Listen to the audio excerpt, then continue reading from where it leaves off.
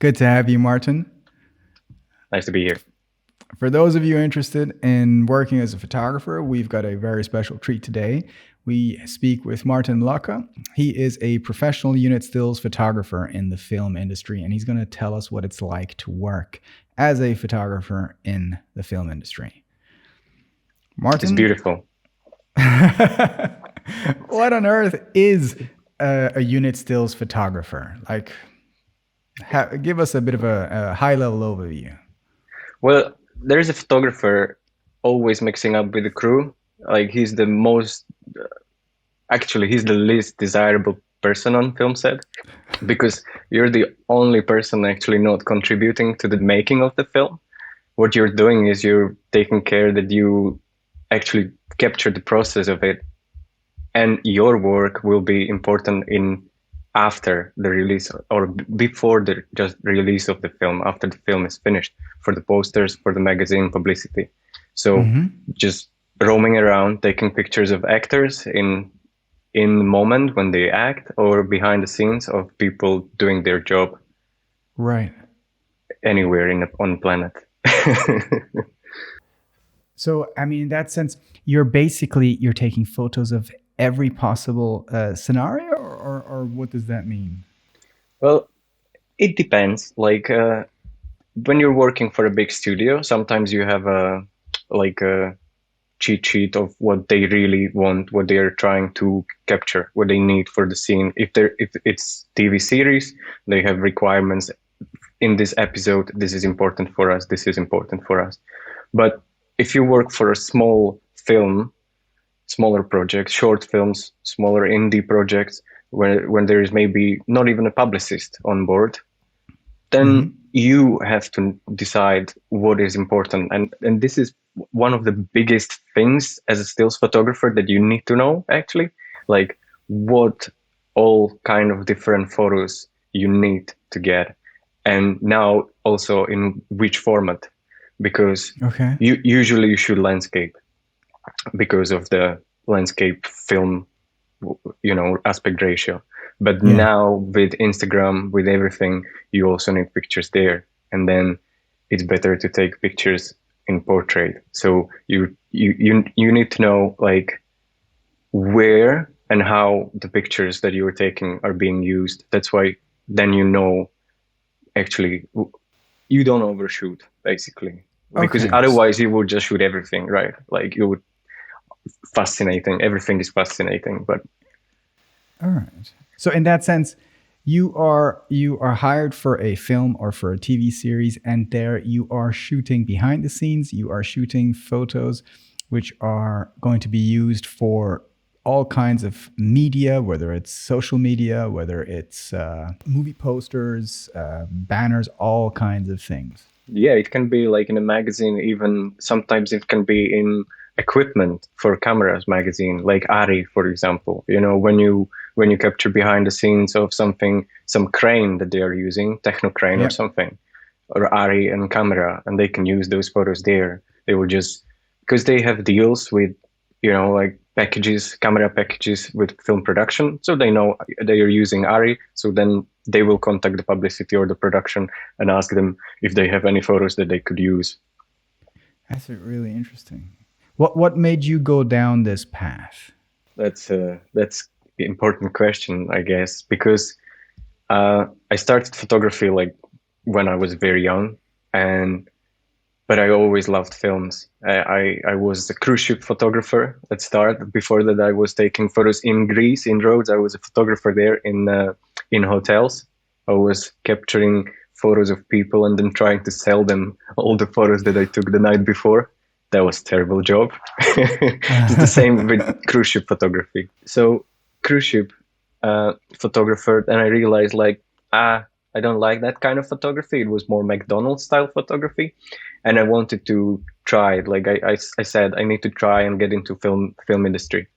And so I came back to Prague, and I started reaching out to productions, to people, and applying for any of jobs that were I saw. So I became a runner, but I became a runner after 3 years of trying because I failed. I left Prague And then after 3 years, I came back, and the same contact I made 3 years ago, I just reached out again, and they said, we're shooting in 2 months.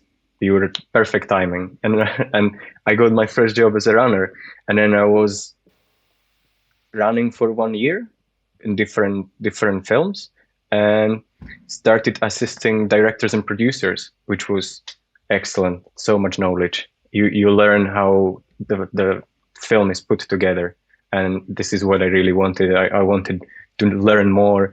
But when I was doing that and I was on set, I had more time, so I was carrying my camera with me. And since I was assistant of director and producers, I had all kinds of information that I shouldn't have, but so usually like photos are restricted, like nobody's able to take photos because they don't want them to leak before they publish anything. But I was carrying my camera and I could take photos if there was no stills photographer doing his job, or maybe if there was, even trying to like not be in his way, but sometimes I take pictures. So I was creating my portfolio. Basically, I didn't even know that I wanted to do it. I was just like doing naturally. And then the directors and the producers saw my photos, and they were so good to me, and they were like pushing me, like, you should do it. Like you're really good at it. You should do it. And so I made the switch, like, okay, I'm done with assisting, and I never looked back. That's a very cool story. I think my route, like, there's different routes to this. Somebody is a photographer and wants to get into filmmaking, and I really like my route. It's a long route though, because you start as a runner and you're meeting these people and they know you as a runner. What does a runner do? You're basically just anything? You're basically everything. You're all right. You well, like, okay, so there's many people, many crew members on set and off set. And on set, the first assistant director is running the show. There's director, but he needs a first assistant director who is telling everybody what else to do, because the director cannot do everything like that. He needs to focus on actors, on what he's doing with the scene. So he has his right hand. Mm-hmm. His right hand is basically that one, and the runner is working below him, and he's helping him in everything that he needs. Tell this guy to do this. Tell them go there. You're everything, and you have walkie-talkies on you. You're distributing batteries. You're taking care of lunches sometimes if it's running lunch, taking orders, bringing lunches, bringing tea to your first AD. Mm-hmm. Yep. And then whilst you were a runner, you were also running around with your camera. No. This was what was like so frustrating for me, because as a runner, I was carrying director's chairs, and I usually had like two director's chairs, and you were going 3 floors up the stairs. So if I had my camera, I wouldn't survive a day, and I didn't even have time. There was no time like to take photos. You take photos with your mobile phone, but I'm really like, it's sad because I have had so many nice, like locations that I was on, and I didn't have proper image quality for. It's frustrating. What was it like to work on your first production as a unit stills photographer? Was that Iveta? No, that was actually it's a very funny story, because I was working on Dangerous Liaisons, the TV series that was shot here, and I was assisting the director, but I was very close. We were like family, because we spent almost like 5 months at that time. They had like really long pre-production phase. In pre-production, basically there is the art director, the production designer, the director, producers, and the DOP. And they were basically working together on creating sets, how it's going to look, choosing the locations and everything. And I was basically assisting the director and the producer. And so we created this really great bond, because it was really like a family. So I was taking my camera everywhere with me, and they knew, and they were supportive, like, oh, really nice pictures. And then one day I was contacted by another stills photographer. We knew each other already, but it was the first time when he wanted me to, fill up for him on his show because he was asked to do another show. And I was Mm-hmm. like, man, I have to ask if I can go, if they let me go even for one day, because when you're there every day, and there's no excuse. Mm-hmm. Like the project can be 6 months. Uh, but I asked. Funny thing was that the stills photographer told me that he was asked to come on our show. So, so I was like, why should I cover you on your show? That you can cover, then you come to our show. Let's just tell them that I will do my show and you can stay on your show. And if they are All fine right. with that, and so everybody knew me on set of my show, and they all pitched my name to the publicity team, and they were like, okay, we are happy to like have you on set instead of this guy. And that was my first day, like first paid day. So I was still assisting that day, like I brought lunch to the Mm-hmm. director at the same time, but I was like, no, they knew, they left me do my job. And it was nerve wracking because it was Leslie Manville on set, and I love her as a actress. She's so good, Mm-hmm. but it's it's like the first time you're there and you're catching stills of Leslie Manville, and I was like, oh my god, maybe I should have started on something like smaller, but Uh-huh. they like the photos, and that was my first day, and then I just finished the show as a director's assistant. And since then, the photographer, the other one, started calling me whenever he couldn't do his job, because he has been in the industry for 13 years. So many people know him, and it's about contacts. So more Mm-hmm. people know you, the more credits you have, the more calls you're gonna get. So when he has like two films at the same time and he cannot go that day, he calls me Mm-hmm. and asks if I can do it. So I was lucky that he's very busy. Actually, after that, I was doing his jobs basically. Oh, that's good. But that's the way, right? You get your foot in the door in the industry. Ideally, you've got somebody who's a little bit more experienced or maybe is already more established that can then help you move along. So, um, walk us through the way you would work on set. Now you're a stills photographer, you're on set. What's your creative process? What are you doing? How does that work? What's a day of a unit stills photographer on set like? I think it varies because you can be there, like you can be there every day for a long-term project, or you can have like a couple days when they select you're there 3 days per week, 2 days per week, or once per week. It's if it's not a big show and they don't have enough of budget to cover you to be there every day.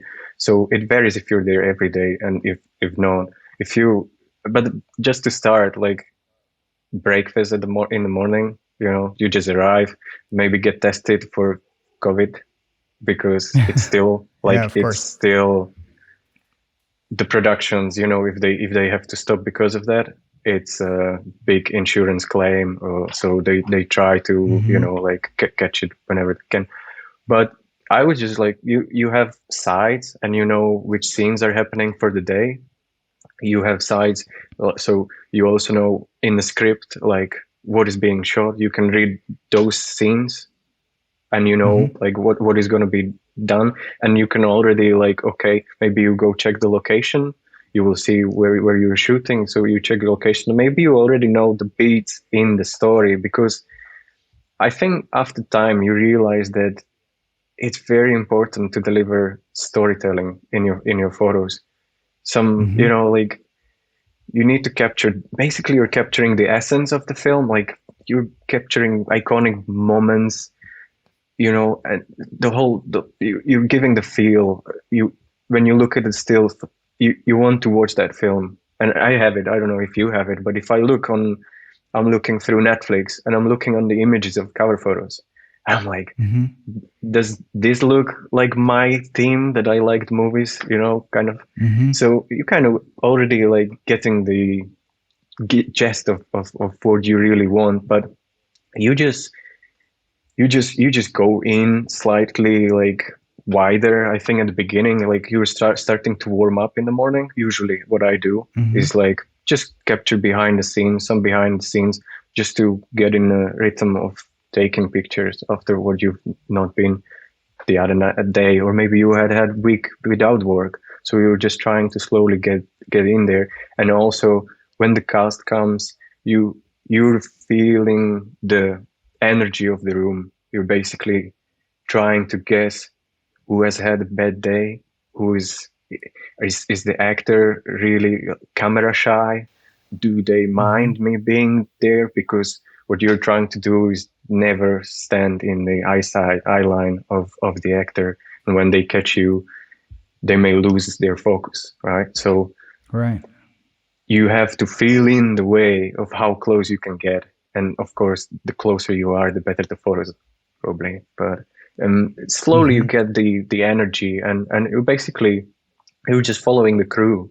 They they shoot one scene, they shoot from this side, they shoot from that side. One thing that I would mention is what is important to know is whether you're taking photos while they shoot. So you're taking photos in silent mode, basically with the Hmm. camera as the camera is rolling, and you're Yeah. trying to get your space so your composition, lighting, everything is perfect, right? But usually it's the best for the camera because the DOP knows his stuff. So you're Hmm. trying to sometimes get really close to the camera, but sometimes you cannot. There's too many people. The camera is on a big tripod or the dolly and it's moving. So you have to work with other people, which is huge, huge. They you need to trust each other that you're not gonna mess up their job. So that's an interesting thing, right? Because I mean, photography, the you can do all kinds of things, but I mean, composition is like it's the foundation of photography. You can mess up many things, but if you don't have good, sorry, you can do many great things, but if you don't have composition, you've just axed your foundation for a good photo. So in that sense, do you have to? So what you said is you are looking to be close to where the film camera is because you know that the DOP has already uh, got good composition or has got a good angle. Usually they light it for the camera, Yeah. you're from this side, so you have a nice backlight. You have it's beautifully lit for the position of the camera and the actor, how they move, or the camera moves with them all the time. So sometimes if Yeah. you're on the side, you will not catch it so beautifully. But then if you're this is the thing, like if you're feeling that it's worth it, that the picture would be amazing and that moment in the film would be amazing, you can Mm-hmm. ask first AD or the actor, and you would ask the first AD to Mm-hmm. recreate, to have like 15 seconds after they finish, after they cut, you will jump in there and start taking your stills. You will tell your cast, please, can you do this moment when you're reaching for the phone? I'll just grab a couple stills of that. But you need to know when you can ask for that. If they are Mm-hmm.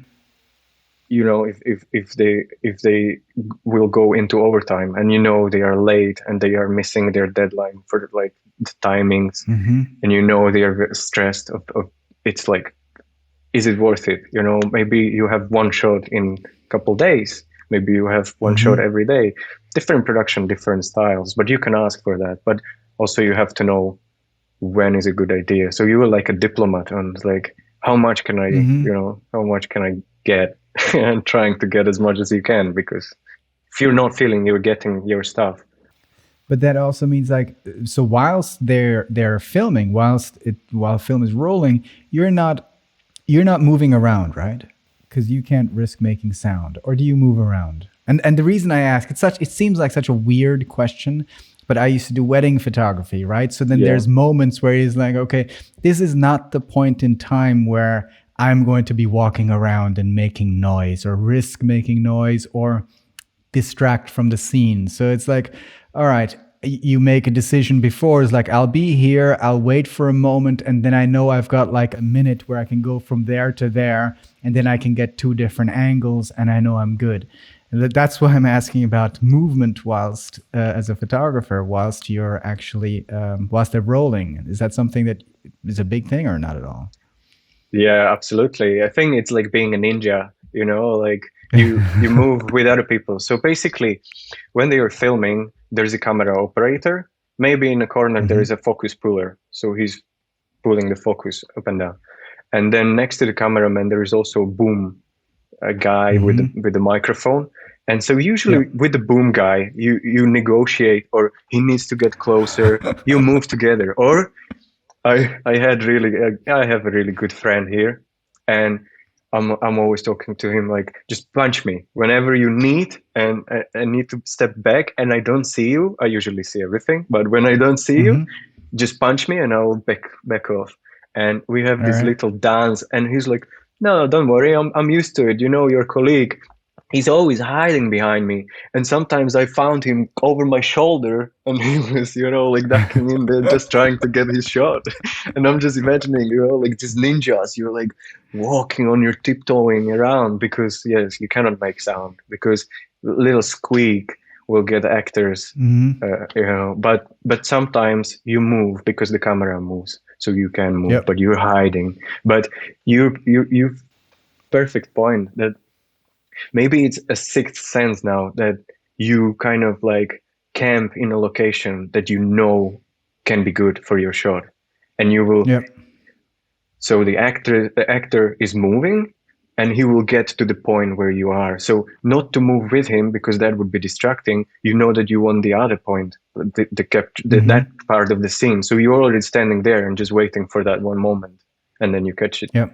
So it's a lot of thinking, and but maybe feeling more. You will get into it, once you do it, and if you really enjoy it, I think it's Hmm. comparable to like photojournalism, or sports photography. I would say like I could do any of those because you're capturing the moments and you're trying to pick the best position to capture it from, and then Hmm. you just have to have your settings and composition. You have to be like, it's natural. You don't think Yep. about it. You're just, this is perfect, like this. So, in one sense, you as a photographer, you've got your own artistic vision of things, right? But then when you're working on a film, you're working on someone else's bigger artistic vision. How does that? How does that actually influence the final photo? Yes, I mean, in a way, you're very lucky because you're not designing the light, and there are other people for it, Hmm. and you're just basically stealing their light, which is most beautiful you've ever seen because they have equipment to make, like you will have 30 sky panels, which you would never bring for a photo shoot. Uh, Hmm. and so, like I think very lucky in having that. And then also you have costumes, which is another department. They design the costumes. Then you have art department who design the whole production. Like they design like whatever the table that is there was picked. And Hmm. the bigger the show is, the better it looks. They spend more time. They have more detailed things. So you're capturing. Like you're basically observing and using what is there. So in a way, you're not really you're putting your artistic vision in what lens you pick, which location, how you pose the actors, if you're posing the actor, if you're taking them away, Hmm. you decide that. But it's most like really like just capturing photojournalism, like being there and trying to capture that moment. But Hmm. then you get to the point that you want to make it look really good, right? And then you go into editing. So on the smaller project, you edit your own photos.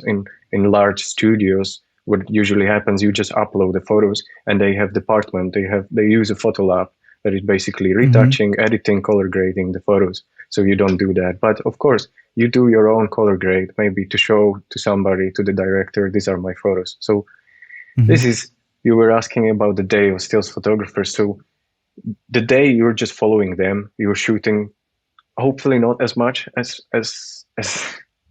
like you wouldn't want to go through at the end of the day through 2000 photos. Hmm. Sometimes it happens because there is some action, and you have to capture more of the photos, so you then go, you do your select basically, and you delete everything that is not good for you. So you do edit usually at night after you finished, or in the morning. Usually you just do basic color correction and just exposure compensation, cropping. uh, some other shows, like smaller shows, you you discuss with, well, on all the shows you basically should discuss the look with the director, with the colorist, if they have it, if they have them on set, and you try to grade it similarly to what the feel of their film is. So like if it's neo noir, but they use more greens, sometimes you already see, LUTs Yep. on their screen, and they usually have it already on. But now, for example, Iveta, Stockholm, Bloodbath, and World on Fire, these are all very different kinds of movies, right? So, how does it actually affect the pictures, the photos that you make, right? If you can see that, is it then really just about taking the pictures and stealing the light? Or you can see that Iveta is not the same as a World War movie. So, are you changing your compositions? Are you changing? Are you making different decisions based off of the tone of the movie or the genre of the movie that it's supposed to be? I think the most importance are like the lenses they choose on the movie, because I worked on the movie when the director wanted everything so wide, right? So then I decided like, okay, so my long 70 to 200, I will probably not use it in this film, right? So I was trying to get close and be around 25, 35, max 50, which was for them, and just trying to have the overall look as what they would. But I think it's more like the lenses, because the lighting they decide, and the costumes they decide, and then it's just the color grade that you put. Maybe they don't use so contrasty images, maybe it's more contrasty and more edgy. With Iveta, it was extreme lighting. They were doing it on purpose, but they were doing it like golden, like the second part. It has two parts. The first one was different. The second part was because it was creative vision, their creative vision, that the 90s in Czechoslovakia, well, Czech Republic, it was 90s. They were like a golden era, and they were doing a lot of golden sparkles, reflections. They were bouncing from golden, foils, light everywhere, and then you just add it to it. And with composition, I think you just what feels good. Like you don't change your composition so much as the choice of lenses that you use, I guess. So with World on Fire, for example, let me share this photo. There, you've got a fantastic ball of fire, which you shot on World of Fire, which I think is just such a insane photo. Let me get it. It's funny. This one here. I don't know if you can see it. Yeah, I can see it. Yeah. Tell me, what goes into making a photo like this? Me being on a roof where everybody is telling you be careful and you shouldn't be standing there. Like your safety, first AD saying like, don't go too close because there's no rail. But there was a photographer. He was shooting from down through the fireball, and actually the actors were running at him. So he was capturing that moment, and I was like, okay, I'll be upstairs then. I'll just capture the whole scene as a reflection. So I was basically for the process like this, it takes a lot of time. They set it up. You exactly know what's going to happen, when it's going to be the explosion. There's safety and special effects, that they are like stunts and special effects. They are in charge of this, so everybody is safe. The cast, the crew, it cannot they know how much it will blow off. Sometimes they will be like making jokes, like, I don't know, like we never done it with 100 liters of oil, or something like explosion. But so maybe it can be bigger. I don't know. I think it will be like this. I don't know. Maybe it can be bigger, but it's funny. No, I mean, like, everything that's going to happen. But there was a moment on that film, on World on Fire, when I was with I was shooting on Sony A7 III that I still have, but in silent mode, it has a rolling shutter. because the reading Yeah. speed of the sensor in silent mode is very slow. So whenever you Yep. move and it reads the sensor from top to bottom, it reads like you're already there, you're already there, you're already there. So it makes like a, And so Yep. I was walking behind the cast. We were following them with the camera. I was next to the camera, and we exactly knew, like they were timing it, like 3, 2, 1, boom. Like the car is gonna blow up on that Yep. side. 3, 2, 1, that car.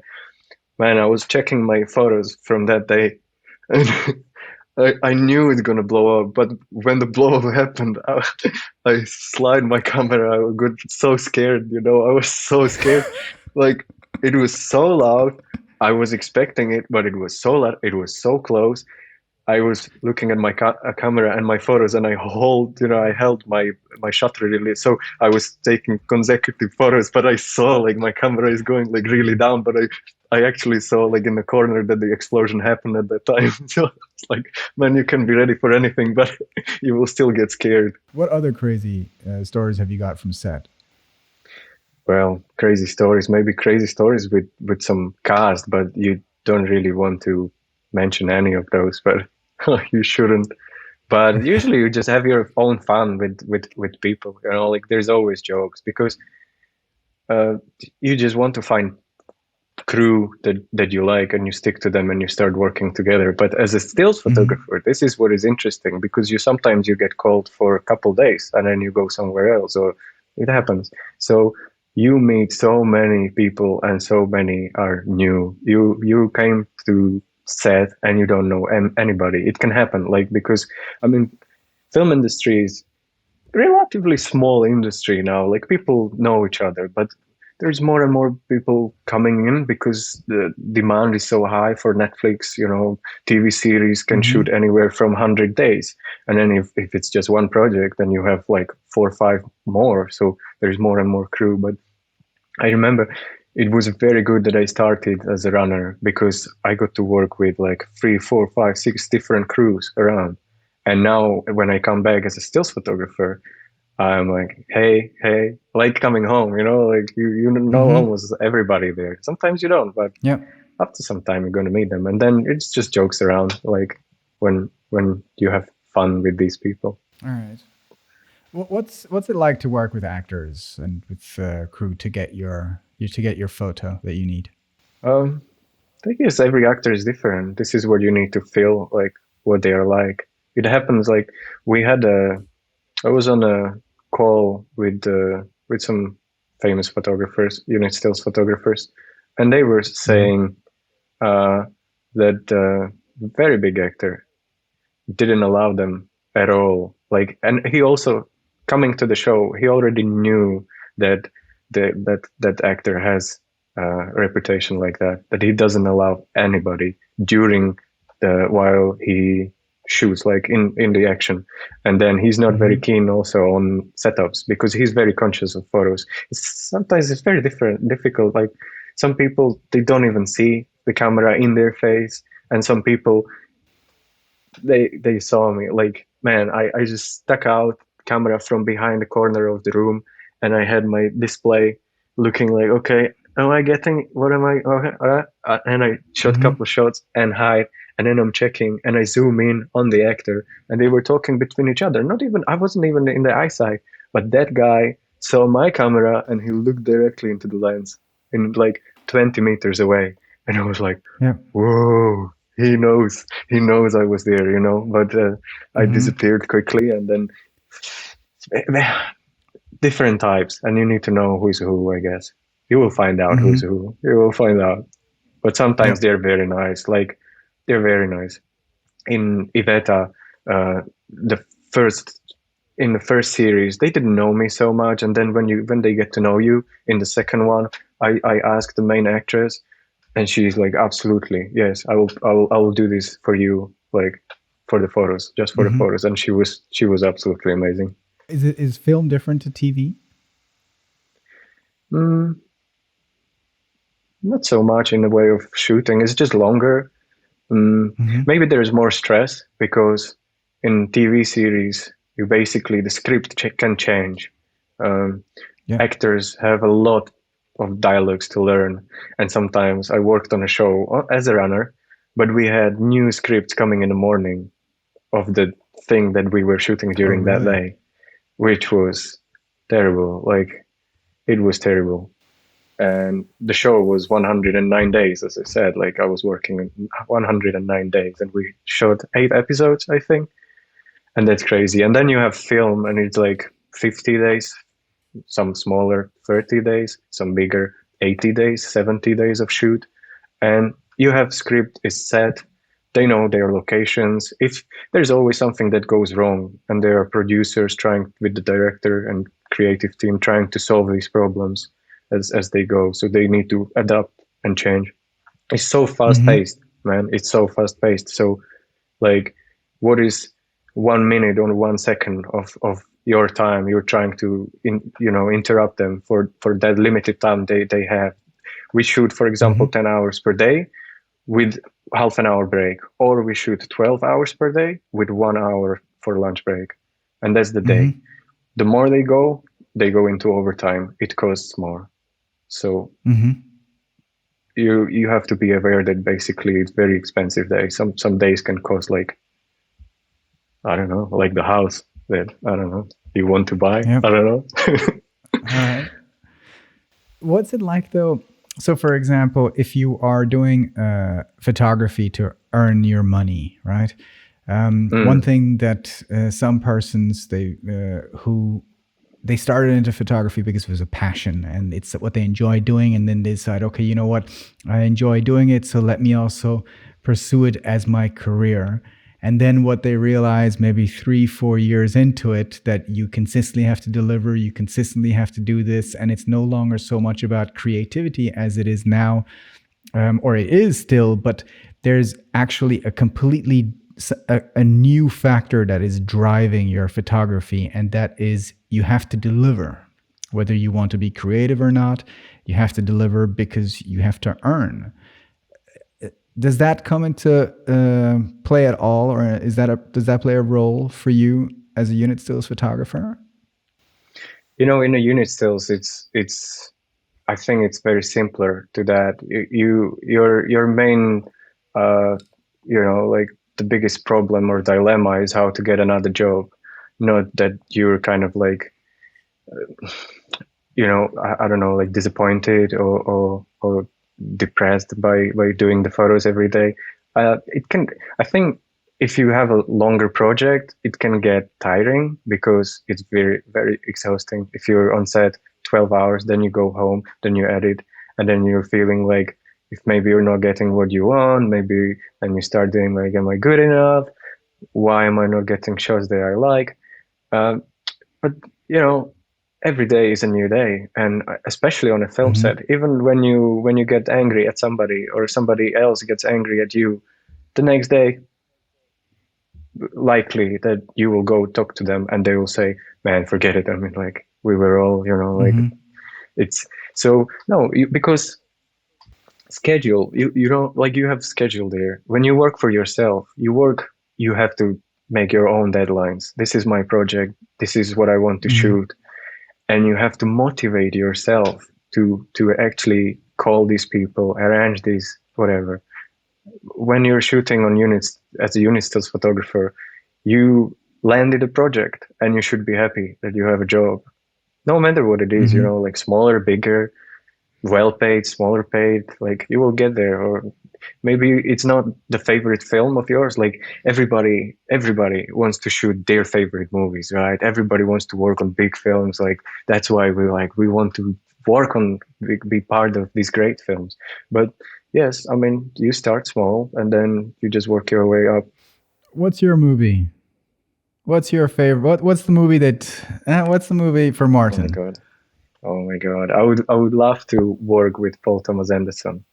Like, I'm a bit like, how you call it, like, perfectionist and kind of like workaholic. When I'm there, it's hard for me to relax or enjoy or even, like, sometimes make fun. I have to remind myself just to talk to people and have fun. But usually I'm just like on point, like, I'm observing, like, am I going to miss something? I'm there. So, and I heard that Mm-hmm. he works like that. it's like if he's rolling all the time, like nobody knows when he's going to go with camera, so you have to be ready for everything. And I was like, oh my god, this is exactly what I would love to, like going with the camera.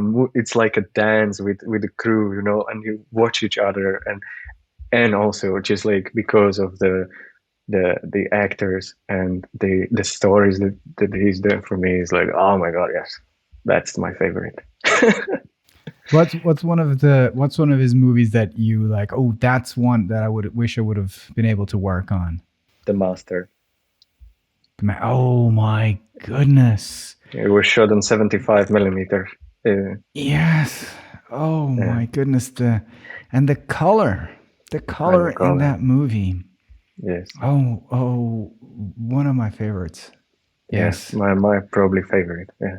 It's actually that is one of the movies that I go back to a lot on Shot Deck. Actually, to Oh, I don't know if oh, yes, have I you heard know of this. Shot Yes, Deck? Yeah. yes, yeah, the screen grabs from the Um, films. yes. Like I can stare at those for hours because I think like I have a lot of respect for Yeah, photographers, but I feel like filmmakers are in a just they're in a different league. They have a different understanding and appreciation for skin tone and light and shadows. but remember that was filmed on film, right? So you know Hmm. what films make, what film like how it renders the colors anyway. So they tested a lot. Probably they did probably some color grading to it. But recently we shot a film on 35 millimeter, and I was asking the director how it looks. Like, I'm so curious, like I want to see it. And they have a great Hmm. color grader, the color grader who color graded La La Land on that project. Oh, And they were really? Okay. Czech filmmakers. They are really good. Like, they are really good. And he said, like, there is not so much color grading to do. Like, the film just looks so good straight from the camera, Definitely. like you just scan it and Uh-huh. it looks perfect. And we, Yeah. like, this is my frustration that with my camera, with my Sony's, I'm just like, I'm trying to get the colors right. And this is my biggest, Hmm. like, I need to get so much better at this, like editing, color grading, color correction. This is what I need to like improve so much. Now, Hmm. you will send it off, they will do it. But no, like I know what I like. I want it to be like that. For photographers who are coming from other creative fields, Yeah. who where they let's say they had more creative direction in their work, um, who transitions easier? Like wedding photographers or portrait photographers or street photographers, even maybe commercial photographers. Who transitions easier into unit stills? I think wedding photographers, maybe sports photographers, journalism, photojournalists. The portrait, Hmm. like I think unit stills you cannot have like a large ego because everybody's telling, like nobody is really telling you, but it's Hmm. dictated how you. Also, you have to have a lot of patience because most of the time it's a long day. You're standing there. Sometimes you don't get access and you cannot shoot. Sometimes nothing much happens and you cannot shoot, but you still kind Hmm. of want to be around. And if somebody calls for you, you still need to be around. It's long days. You're doing the same over and over again. It's like very. But I think wedding photographers, sports, photojournalism, because I think like I, I know this man and he's amazing and he helped me a lot. I learned so much from him. He taught me a lot. His name is Jonathan Ollie, and he showed, for Hmm. example, the last Batman. I love that movie. Uh, he said The like one it with was what's his face? The one with Robert Pattinson. oh, really? Okay, yeah. Yeah, the last That one. was some very that was a beautiful beautifully shot. Yeah. It looks amazing, but he was Hmm. frustrated because I mean it wasn't very easy and it was quite long and cold. But Hmm. he started as he was a war photographer before coming to stills. He was a war Oh, photographer. really? Yeah, I mean he had some exhibitions. What I checked before, like he Hmm. was doing his art photos, but projects like documenting. I think more, but in a Hmm. artistic way, his own vision of that.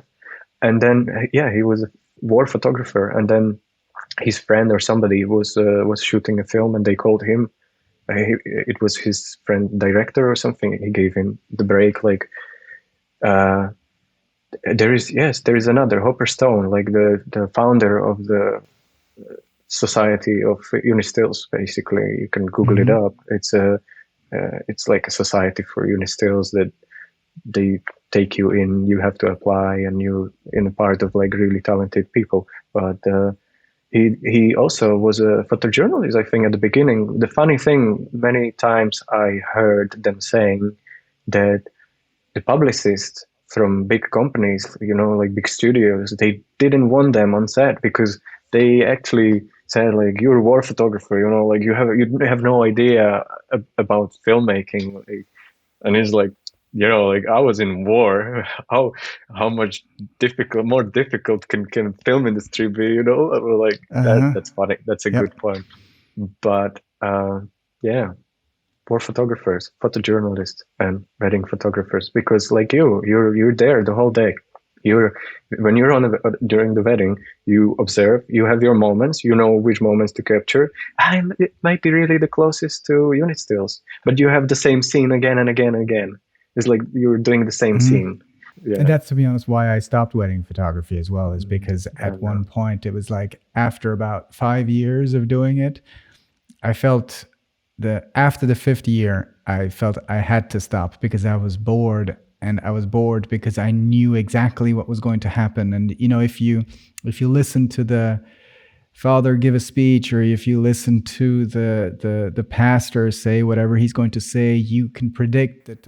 Okay, cool. Now he's going to, the bride is going to give the husband a kiss or hold a hand, or some form Yeah. of sentimentality will happen because you're just listening. It's like, okay, cool. And in the beginning, it was kind of cool because you could predict those moments, but then when predictability over any course of time becomes boring. And I felt like it wasn't cool to take person's money if I was bored about their special day. Um, but at the same time, I feel like wedding photographers are very underrated. I think what they have to do in a short amount of time, they need to have portrait skills, documentary skills. You need to have the product photography skills. You need to have narrative skills. It's photojournalism. There's so many things all squeezed into anywhere between 7 to 12 hours. And then it's not quite war photography, but you do have a bride to deal with if if you're going to produce something that's crap, and that's also kind of dangerous to you. Could be. So Yeah, I yeah. think that's why I never wanted to do it. I was scared that I would ruin somebody's day. When I was like maybe 10 years ago, I was asking myself, like, "Okay, I can make money with photography, but like, is their most important day, for the, for them as it is." And I was like, yeah, probably, like you're dependent on the weather. You don't usually carry the lights with you, right? So it is like Hmm. unit stills. It is what it gives you when Yep. you're trying to do the best. Yeah. Tell me something. So, what are some of the most important skills that somebody who wants to work as a unit stills photographer in the film industry, what does he or she have to develop? What does he or she have to have? I think like you need to be super observant, and like you need to feel the vibe of the room, like basically diplomacy, like judge whatever is there happening. Uh, Self-confidence is huge because when you go there and you're asking for that setup to be repeated just for you, you need to know, I know it, I know what I want, I can talk to actors, whoever they are, may it be Tom Hanks, whoever, you need to direct them at Hmm. that point, like you're telling them what to do. Self-confidence is like one of the biggest ones. And then I think, but the self-confidence then involves, things like you know what types of photos you need, why you're taking them, what they will be used for, and uh, I think like the most important thing, why I got for one job that I'm very lucky to got, and I was just like I was getting along really well with the producer, and we became friends. And he's Hmm. like, I want to work with you again. And the whole company from them, they were so nice, and we spent so much time together because I was assisting him before. But he's such a nice person. I was like, and I was asking him, and he's very successful producer. And I was asking him, what drives you? You know, like what, like now you have Oscar nomination. Like why are you making films? Why you still making films? And he said he just wants to make films with people, good films with people he enjoys being with.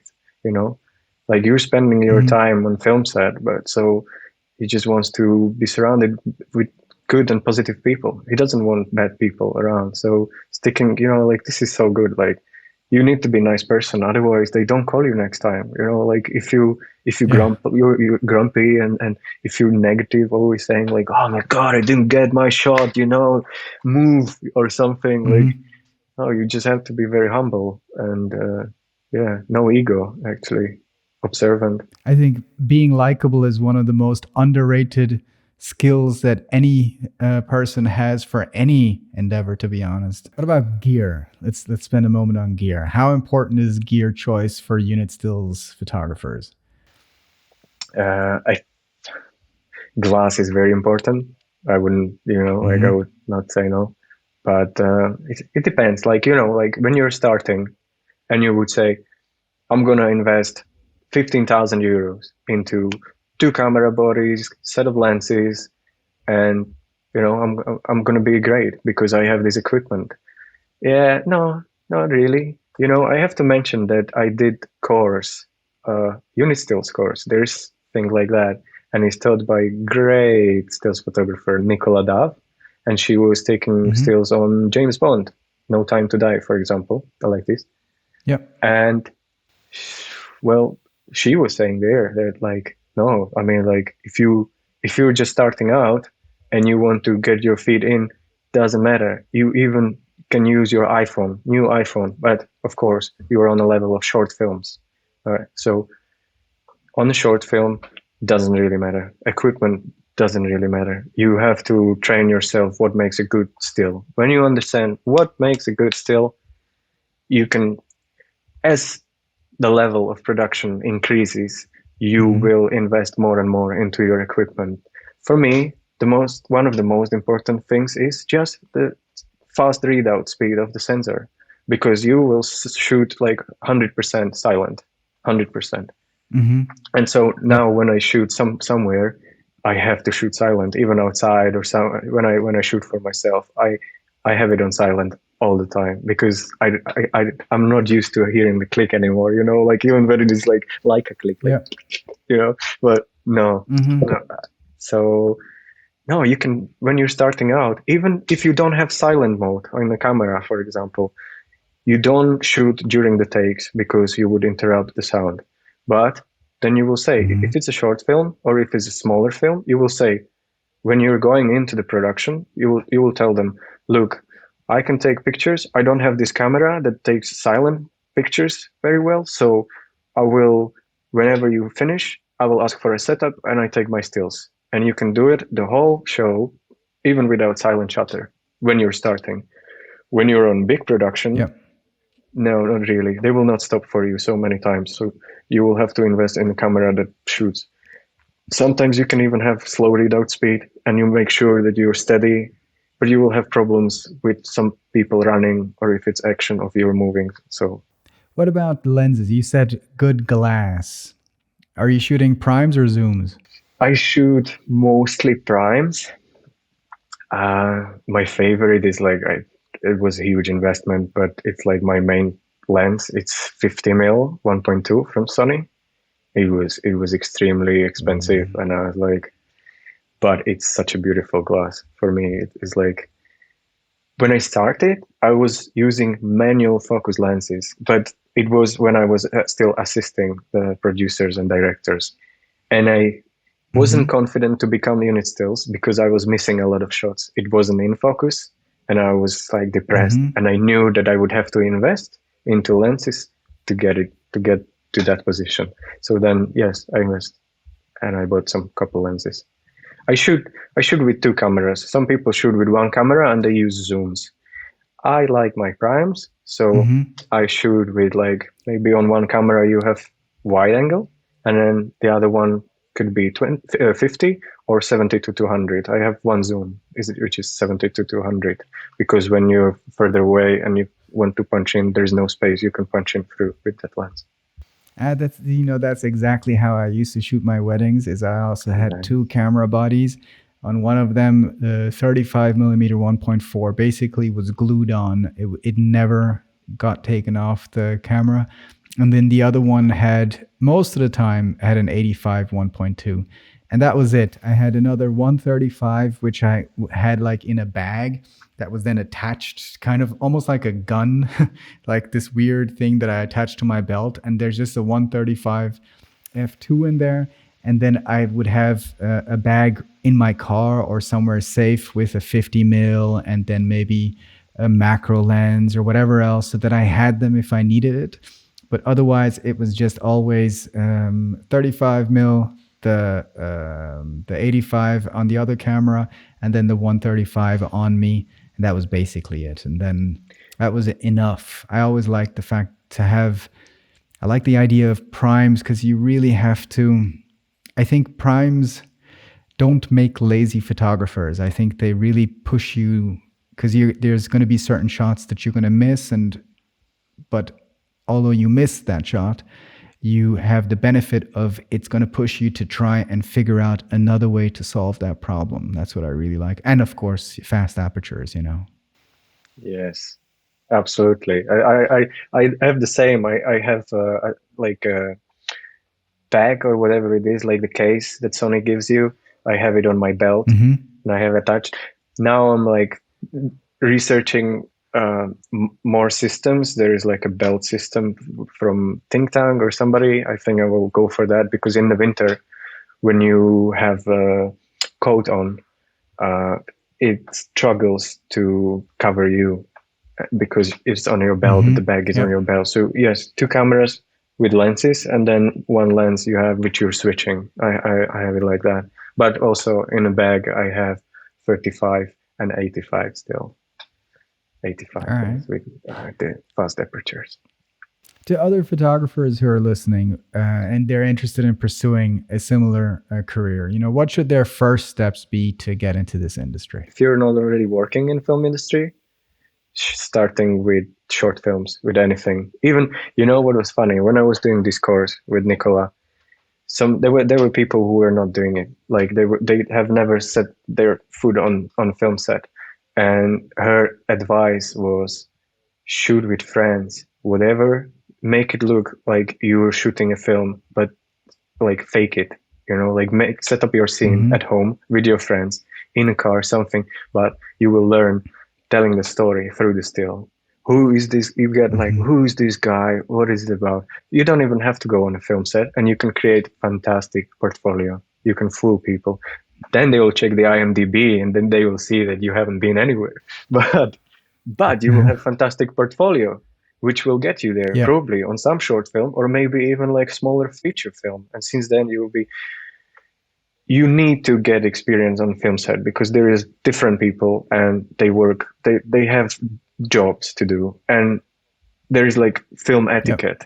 So you have to know how to behave on a film set. Somebody, when you are like very humble, quiet, observant person, you will easily fit in, because you will just observe what's happening and know when you are in the way or you're not in the way. Like, you know, for example, scene is finished, or they just finished shooting it from that side, and now they are relighting. Hmm. They send cast out, it's inside, and now they are relighting for the same scene, for the same thing, but from the other side, which means camera, the lighting team, they will redesign the light so we don't see anything towards that side. Come bring backlights, everything like schedule. So you don't want to be there at that time, right? So you will just Hmm. know when Yep. to be there, or when not. So if you're already working, it's good idea maybe even to just start as a runner, because you want to get the feel. Do you want it? Do you like the long days, 16-hour days, man, with the travel?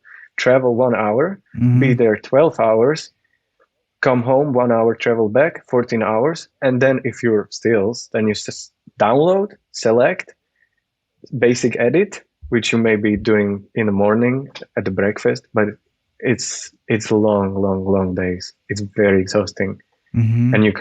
you can be on the show for 60 days, and maybe you don't like being on the set because there is a lot of waiting, and you wait and you wait and you Yeah. may fall asleep, but then it's like this, and you have to be in 50 seconds or 30 seconds.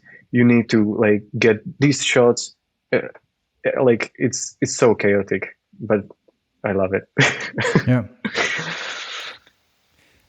So, but without going into detail about your rates, how many films do you need to be booking to make ends meet, though?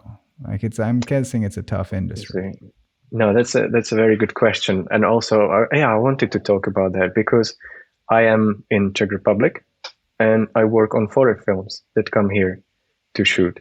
Uh, Hmm. Czech projects, they pay less, but there is difference between you being called to work there by the production, by the studio, by the British American studio, whoever is coming here, and there is difference in how much they will offer if the Czech company who the studio hired to service the whole thing, they will try to get you in for, because they try to keep the lower budget. So if you're in the UK, Hmm. I don't think there is such a big problem and difference in these two films. It just builds up, smaller productions. You basically have a day rate, and then you have it consists also of like the rights. You're giving the rights to worldwide publications, right, or something. So if it's a Hmm. bigger project, Yep. the rate will increase because of that, because more people will see your photos, and also because it's more responsibility to take those stills and to be great. So it varies, starts very small, but and you will not be working when you're starting. You will not be working every day for definitely. Like I had kind of like not very busy last year. I didn't have busy last year. The year before was quite busy for me, and it was like very nice. But how Yep. many days? I think when you're starting out and you finish everything and want to just enter unit stills, you have to make a lot of reserve budget to survive, Hmm. because it can Yep. get very disappointed and people start knowing you and they will start calling you. And it's also like it's very hard to always call people if they have a job or start in Czech Republic, for example. If you're calling the producers, you have to call. For the studios, for publicity, if you have to email because it's UK or something. But you cannot influence, if you're in a country like mine, you cannot influence how many projects come here. And sometimes Yep. they bring their stills photographer because they have some level quality, and they know that their Hmm. stills photographer they worked with before, so they even bring them here. So it is Right. very tricky to get job. It is the hardest part of the whole thing.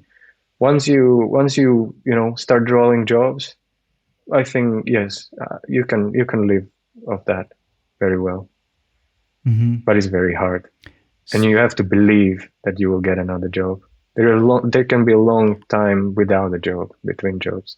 So then, 5 years down the line, where do you see yourself? Oh man, I don't look so far. Like I want to survive this year with some nice projects. You know, I Yeah. No, I think I was actually like thinking about like what's the biggest. I think the biggest of this is just believe that you will find your way, and we will find the way how to make it. That if you have that belief, uh, everything will follow. And I think Hmm.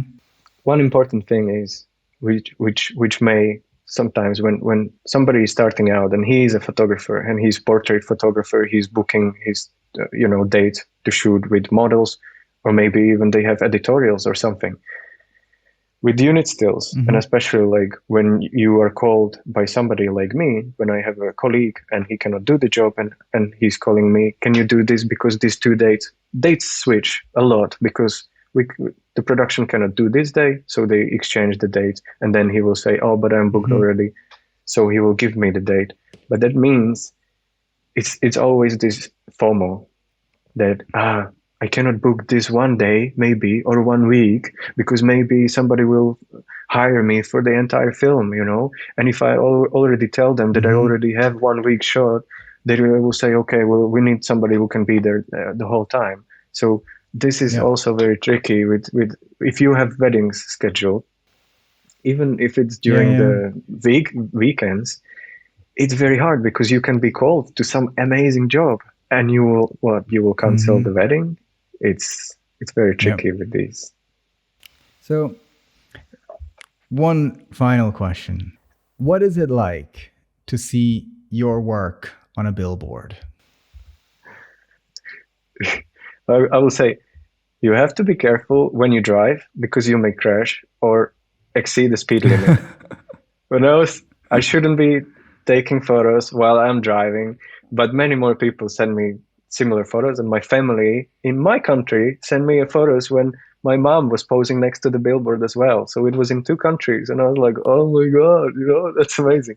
But yes, there were speed cameras like 100 meters after this billboard. I hope I didn't get a ticket. I hope I'm not gonna get a ticket. But it's incredible. I had work in Vogue, and I was like, I'm done. You know, I had my photograph in Vogue. What else do I want?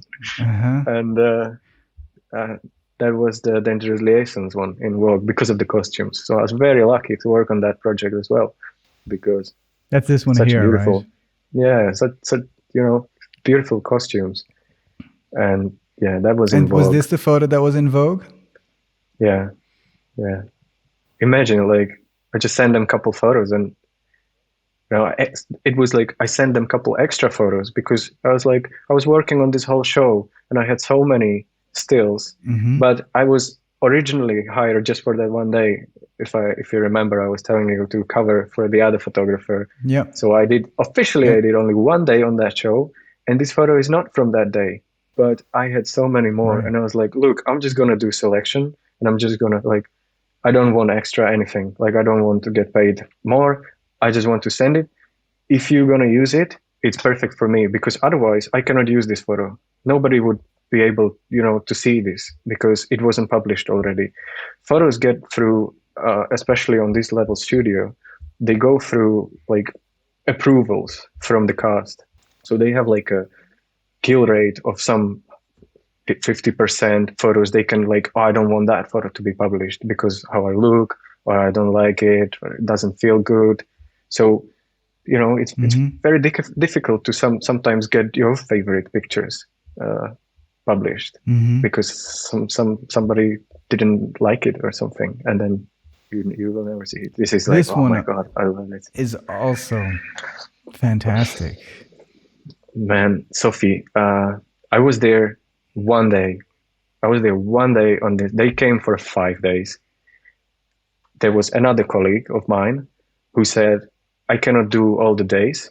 And he arranged that for every day, there was a different photographer because we all couldn't do, we were busy and we could, I said, I can do only that one day. And the other one said, I can do only Mm-hmm. that one day. So we all had one day, except him, he had two, Mm-hmm. 3 and 1. And I was so lucky, and this got published in I think Variety or Deadline or somewhere. And it's just from one day. They were here 5 days, and she was so amazing. But when I saw her with like you have this story, like what the heck is happening to her? What is she's going through? She's beaten up. It's Mm-hmm. snowing. Beautiful, beautiful architecture behind her. Beautiful costume, and I even I was like, I'm here just one day. This was captured while we were backing off with the Steadicam. So there was Steadicam backing off, behind him a boom backing off, and me on the side leaning out trying to capture while you're walking backwards and while you have maybe 50 extras coming both sides and you're bumping and you're trying to look back, you're trying to get the composition right, not to cut off head or anything, and also have it in focus. But then Mm-hmm. there's one more photo I took from this, and I was like, this can make the poster, and I hope they're gonna use it. They may not. I hope they will use it. It was, I just like, until one day I'm there, I have to make 100% out of it. And I was like getting my courage up, and I went to her and I just asked her before the take, but I knew that she did it like many times. So it's the moment when I could ask. Like I kind of like felt it that if she said no, I'm like, perfect, no problem. And she gave me like 13 seconds, and I paused her, looked back then, and I shot portrait, landscape, because I was like, definitely portrait, definitely want this on the poster, you know. So you're Yep. trying to figure out where it's gonna go. So you're like switching this and that, and I hope I will be able to show it to you. But it's very similar to this one. I really love it. This photo is like one of my favorites as well. But we have to wait till it's okay to be At able to see least, that one. yes, I cannot Ah, show you. okay. We will wait. All right. All right. Yeah. Hey, Martin, look, it has been fantastic talking to you, and it's been really just very interesting to hear your story about your work in the film industry. Overall, it's been a lovely conversation, man. I really appreciate that you took the time.